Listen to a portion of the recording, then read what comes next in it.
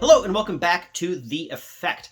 We are moving on into the chapter on fixed effects, and in fact into a whole sort of section of the book that deals with different kinds of research designs that try to solve a particular problem. So far we've been talking about different ways in which we can control for variables, right? We talked about regression, we talked about matching, we talked about drawing causal diagrams that tell us what variables need to be controlled for. Of course, there is a big problem with this, which is that it is very common, especially in social science settings, but even in other kinds of settings as well, to draw out the diagram, have it tell you what you need to control for, and then we can go to set up our regression or matching estimator or whatever it is, and we realize, wait a minute, it's telling us that I have to control for something that I don't actually have data on.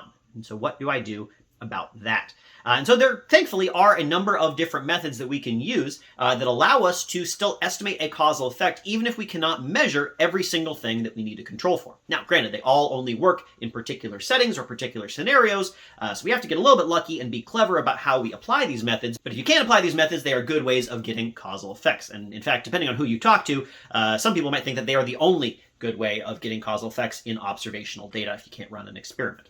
So we are in a setting where we need to control for some stuff to close back doors, but we cannot measure and control for everything that we need to measure and control for. So fixed effects is one way of solving that problem. And what it does is it basically takes our causal diagram that we are interested in, and it tries to simplify it into something that we can measure and control for all the stuff on the back doors for. And it uses this key insight. If you have a variable that you need to control for, and you can't measure and control for it, you don't have data on it, but you do have data on a sort of broader category that variable sits inside of, and that broader category explains all the variation in that variable. If you have that, then you can just control for that broader category, and it will control for all the stuff inside of it. So, for example, let's say that we have data on individual people. Right, we have individual people, and we've measured them over time. So I have the same measurement on you this year and last year and the year before and the year before that. And I measure on you, and I have this measure on a bunch of different people. This is what's called, by the way, panel data, where I measure individuals over time. And this could be for individual people, it could be for individual companies or countries or whatever it is, right? Maybe I have data on New Zealand this year and New Zealand last year and New Zealand the year before that. Let's say that a variable that I need to control for is your birthplace. Whatever treatment I'm interested in, I think there is a backdoor variable where the place where you were born both affects whether you were treated or not and affects your outcome. Now let's say that I don't have data on where you were born. However, I do have data on you. Right? Where you were born is fixed within the category of you. So if I could somehow control for your identity, that would control for all the things that are unique to you and do not change over time. And so what if I just add a control variable for you? That would, in effect, control for your birthplace, even if I can't measure your birthplace. So this is a way of being able to control for something that I cannot measure, your birthplace, by controlling for a broader category that your birthplace sits within, which is you as an individual. Fixed effects is a research design that says, hey, we are going to add a control for the individual. And in doing so, we will be controlling for all of the things that are unique to that individual and do not change for that individual over time. We're looking for anything that is constant over time. And so when we control for the individual's identity, we are controlling for all that stuff that is constant over time. Let's say that I'm interested in whether or not having a recent visit from the Chancellor of Germany to your country makes your country do more trade with Germany. All right. Now, there are a bunch of things that will determine how much trade you do with Germany. And one of those things is, of course, your Chancellor visit, but there's a bunch of other stuff that we might put on a causal diagram. For example, the geography of your country. If you're closer to Germany, you're likely to do a lot more trade with it. Maybe your history with Germany. If you have a strong history of trading with Germany before, that will probably affect whether the chancellor visits you, and then also visit whether you're going to do more trade with them in the future. It could be the culture of the population. Like if you're a German-speaking country that's not Germany, there might be more likely to trade with them. Or if you have a lot of similar cultural heritage. And there's also stuff like your current politics. Is your country mad at Germany for some reason, or good friends with them? So there is a bunch of stuff here, and we might need to close all of these back doors, but we might not be able to measure all these things. Like, how do you measure the culture of the population? Or how do you put a number on a country's history with Germany? Right? Those are tough things to measure. But we might also recognize that some of these things are going to be constant within country over time. So I might look at a variable like the geography of a country and say, you know what, that's not really changing much over time. Austria has had the same geography for at least a number of decades. The history with Germany, I mean, that is an ever-evolving thing, but if you, go back far enough, the history that you've had with Germany 100 years ago, that's not changing from year to year. And so I might be able to take some of those things and say, these are just aspects of the country. If I think about, who you are as a country, you are Austria, or you are, the Netherlands, or you are whatever. All those things are going to be constant for that country over time. And so I can take them all and I can sort of plop them all together into a single variable that I can just call country. As I go from one country to another, these different things change. Different countries have different geographies, different countries have different histories with Germany. But if I stick with a single country, there is no variation in those variables left. A single country does not have variation in their geography from year to year, at least not within the timescale that I might have in my data. Now, this diagram, in which I've taken all those variables and popped them together into a single variable, is a lot easier to close the back doors for. If I can just control for what country you are, I close all those other back doors all at once. It doesn't close all the back doors, right? Things like current politics that do change from year to year still would not be closed, and I would need to add a control for that one separately. But fixed effect says, hey, we can get a lot of our work done here by simply controlling for the individual country. It will close a lot of back doors for us. In particular, what controlling for the individual does is it separates the variation we have in our data into two forms, the between variation and the within variation. Now, this is technically something that is done anytime you add a control variable, but it's particularly important when we think about controlling for individual, as we do in fixed effects. Now, what between and within variation are basically the things that I was just talking about. The between variation is variation between individuals. That is the fact that Austria has different geography than England does, right? So if I go between different individuals, I see variation in things like geography. Within variation are things that change within individual over time.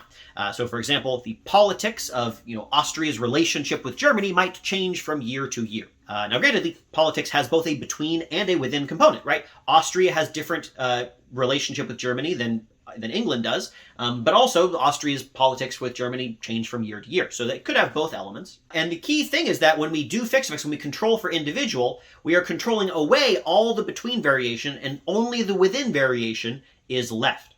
That is the key of fixed effects. We are saying, hey, we have all these backdoors that are between. We have some backdoors that are within. By controlling for individual, we control for all the between variation. It all goes away. We are left only with the within variation. To fix the idea a little bit, let's look at a table of data.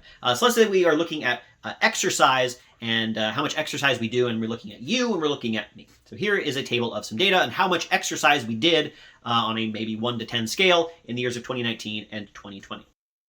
So you got an exercise rating of 5 in 2019 and an exercise rating of 7 in 2020. I, on the other hand, had an exercise rating of 4 in 2019 and only 3 in 2020.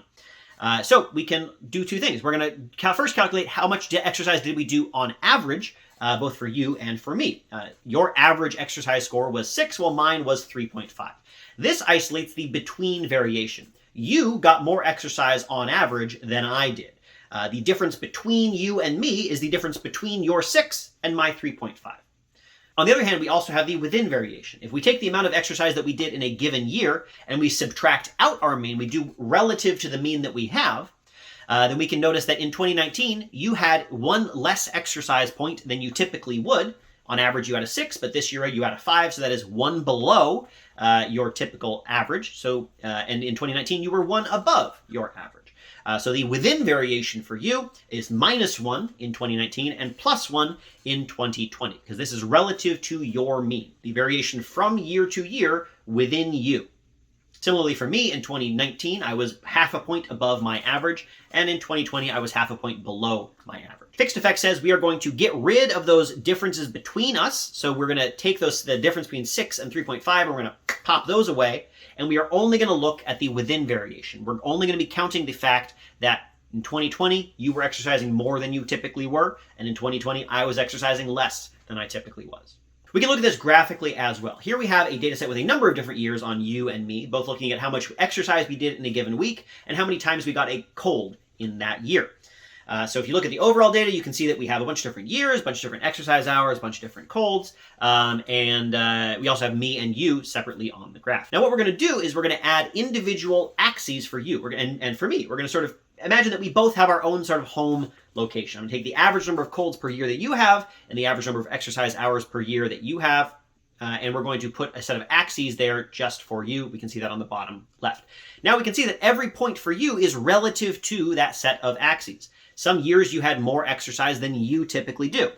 Some years you had less exercise than you typically do. Some years you had more colds per year than you typically do. Some years you had less colds per year than you typically do.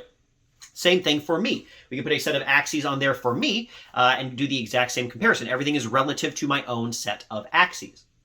So we can take a point like this one, which is a pretty middling number of exercise hours per week in general, but is a particularly low number of exercise hours per week for you, right? It is a different comparison when we're looking at the overall variation, which includes both between and within, or when we are comparing to your average, which is isolating just the within variation. We can see how this splits up into between and within variation. On the bottom left here, we can see that if we just look at those axes, if we get rid of all the individual points and just compare the averages of you versus the averages of me, that is isolating just the between variation. Whereas if we look at the axis and everything relative to one of those individual axes, we are looking just at the within variation. So you can see that even though in the overall graph we have sort of an upward slope, if we look at just my data, it looks like there's a vague downward slope there, looking just within my data. All right, so that is the concept behind fixed effects. We can separate our variation in any given variable into between variation, which is variation between individuals, and within variation, which is variation for a given individual over time. If I control for who the individual is, if I add a control for country, if we're talking about individual countries, or for person, if we're talking about individual people, then that will get rid of all the between variation, leaving just the within variation. If we think we have a bunch of variables on our back doors that are entirely made up of between variation, things like your birthplace that don't change over time, then we will be closing all those back doors, even if it's for stuff that we cannot actually measure. Hopefully that either closes all the back doors and identifies the causal effect for us immediately, or at least it limits the number of things that we need to measure and control for to stuff like the current politics relationship with Germany that hopefully we can measure and control for and therefore close those back doors as well. It makes the job easier. That is how fixed effects works. We're going to talk a little bit more about implementation in the next couple of videos. Thank you.